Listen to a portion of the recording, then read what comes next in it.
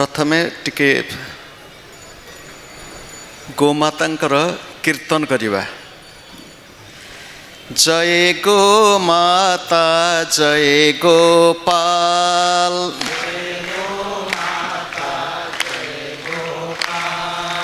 भक्त वत्सल प्रभु दीन दयाल।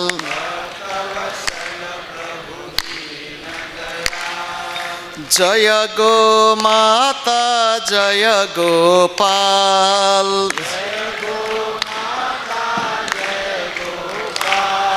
भक्त वत्सल प्रभु दीन दयाल।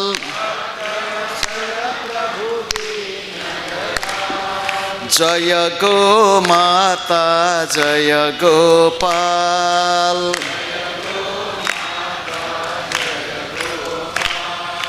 गोरक्षा हो हे नंदलाल।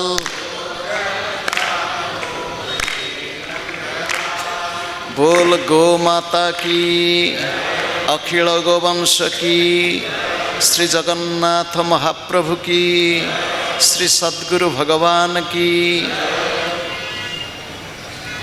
नमो गोभ्यः श्रीमतिभ्यः सौरभेभ्यः च नमो ब्रह्मसुताभ्यश्च पवित्राभ्यो नमो नमः। जगत जननी जगत अधिष्ठात्री यज्ञेश्वरी पतित पावनी गोमाता को स्मरण करते हुए श्री पुरुषोत्तम धाम में श्री जगन्नाथ भगवान को अपने हृदय सिंहासन में अनुभव करते हुए आज गो नवरात्रि के अवसर पर प्रथम संध्या में इस मंच पर हमारे पूज्य प्रेरक आदर्श पुरुष जगतगुरु जी के श्री चरण में वंदन करते हुए सब संत महंत वैष्णवों के पदरज मस्तक में धारण करते हुए सिया राममय सब जग जानी, करहूँ प्रणाम जोरी जुग पानी। श्री जगन्नाथ धाम में आप सबको स्वागत। जय गो माता जय Jagannath. I will speak in English to give justice to those who cannot understand Hindi or Odia.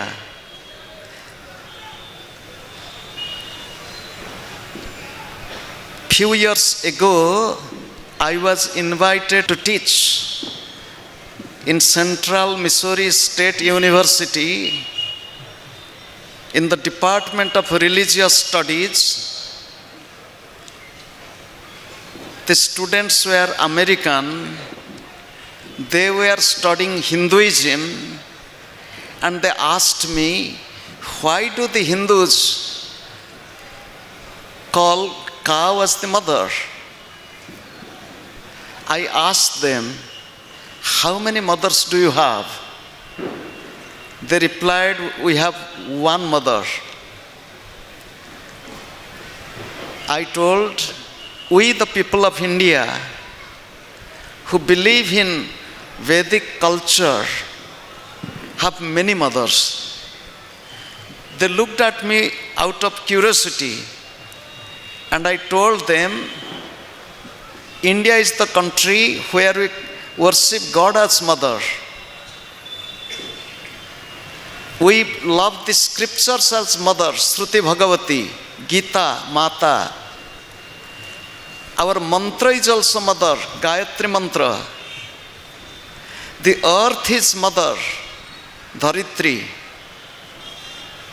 The river is mother, Ganga, Yamuna, Saraswati, Mahanadi. And I went on telling more and more about mother, and then I told the cow is also mother. Now I will speak in Odia. एठी आमे जत्ते बसिचु आमे गाई किए बुझिलुनी कि पाश्चात्य शिक्षा पाश्चात्य संस्कृति पाश्चात्य षड़यंत्र रे पड़ी आमे आमर गाई को भूली गलु आम भाषा को भूली गलु आम संस्कृति को भूली गलु जहाँ को आमे एबे गाई गाई बोली कही गाई क्षीर बोली कहूचु ये गाई नुह कि ता क्षीर क्षीर मध्य नुह जहाँ को वर्तमान पिला गाई गाई बोली कही होचंती जर्सी हॉलस्टीन आदि से माने गो पदवाच्य नुहंती। भारतीय संस्कृति वैदिक वाङ्मय वेदलक्षणा गो होचंती सेई जहार कांधरे चूल अच्छी ककुदवती जहार गलकम्बल शासना बेकरे थली अच्छी सेही गाई अन्य माने क्षीर दौथिबा पशु महिषी क्षीर दिए किंतु महिषी गो पदवाच्य नुहे सेई भली अधिक क्षीर दौथिबा पशु को आमे अंध भावरे गाई बोली स्वीकार करिनेलु। पाश्चात्य जगतर वैज्ञानिक माने भारतीय देशी गाईर क्षीर को अमृत एवं विदेशी गाईर क्षीर विष बोली घोषणा करुथिला बेले भारतर शासन प्रशासन भारतर रुग्ण मानसिकताग्रस्त वैज्ञानिक देशरे दुग्ध विप्लव श्वेत विप्लव दुग्ध बन्या योजना नारे सबुज विप्लव नारे विषर लहर सृष्टि करि चलचंती। The entire humanity is in crisis. We want peace, we want happiness, we want ecological balance, we want development without destroying nature. Is it possible? The answer is the Vedic culture. Answer is the Vedic religion. The answer is the Vedic philosophy, which is not based on dogmatism. It is completely scientific. We have 9 more days. This Navaratri is for 10 days. Today is the first day. The last day will be Yajna Purnahuti. In between there will be 8 more days. This program is very well planned but little bit tight. एक कार्यक्रम अत्यंत सुचिंतित भावरे एवं टिके गोटिए पर गोटिए सकाळ 5टा ठारू रात्रि 10टा पर्यंत ए कार्यक्रम धारा जो माने गो भक्त माने आसीचु कष्ट स्वीकार करी आसीचु सकाळर गो भागवत कथा सहित अपराह्न गो विज्ञान कर्मशाला संध्यारे गो माता को नहीं सत्संग ये तीनोटी ज्ञान यज्ञ सहित जपयज्ञ संकीर्तन रासलीला आदि विभिन्न कार्यक्रम आपण माने कष्ट स्वीकार करी रहिबे।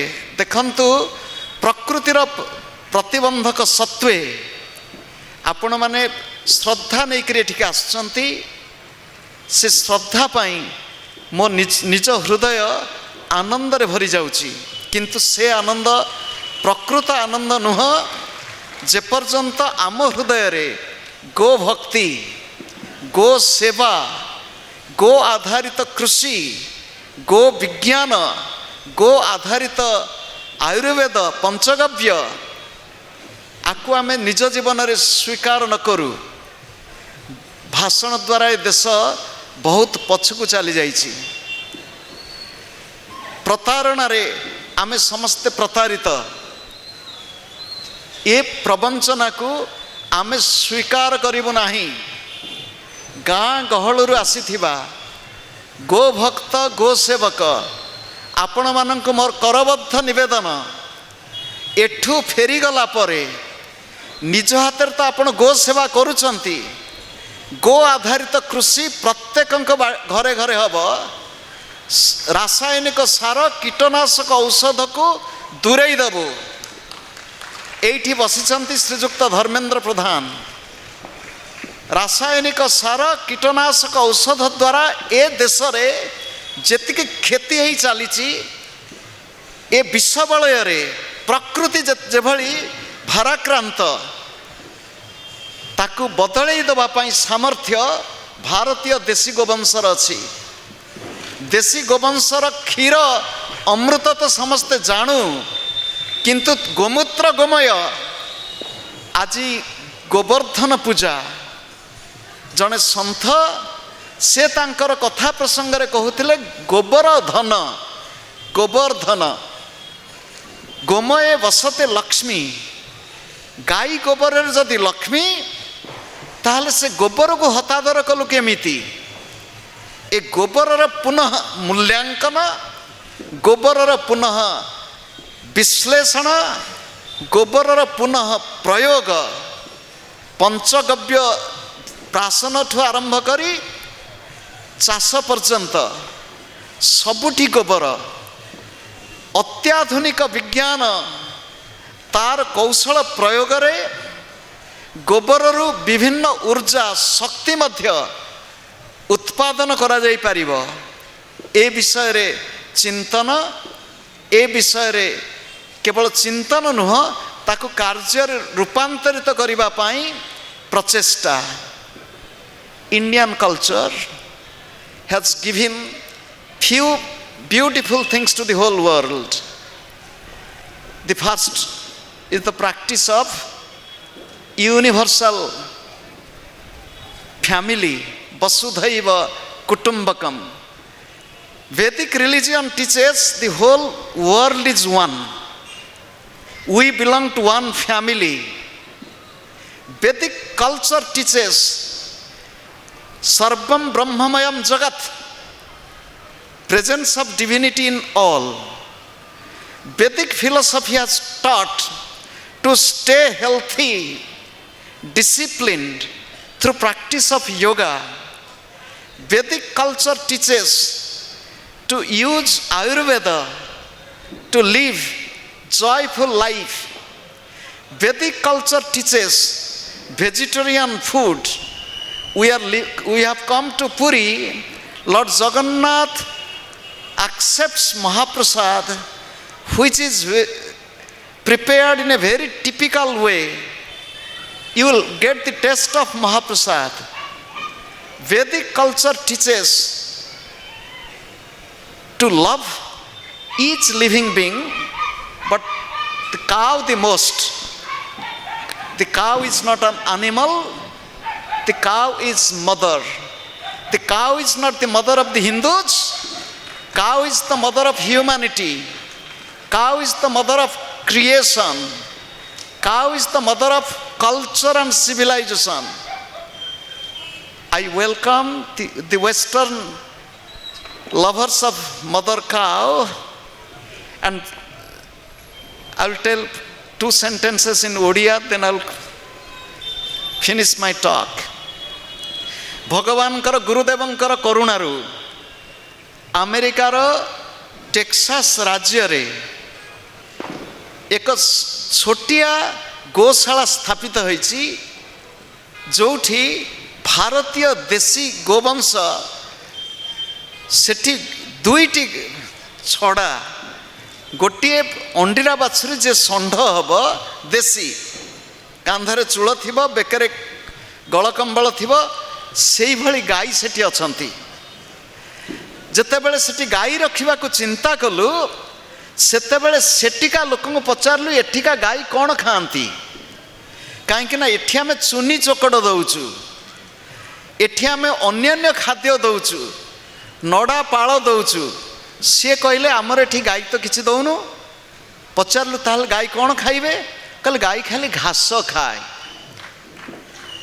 ଆପଣ ଶୁଣିଲେ ଆଶ୍ଚର୍ଯ୍ୟ ହେବେ, ବିଦେଶରେ ଗାଈମାନଙ୍କର ଚାରଣ ଭୂମି ଯେତିକି ଅଛି, ଯେଉଁଠି ଗୁରୁଦେବଙ୍କ ଆଶ୍ରମରେ ଗାଈ ରଖିଛୁ, କେବଳ ଟିକିଏ ଲୁଣ ଆଉ ପାଣି ଛଡ଼ା ଖାଲି ଘାସ ଖାଇକିରି ଅଛନ୍ତି।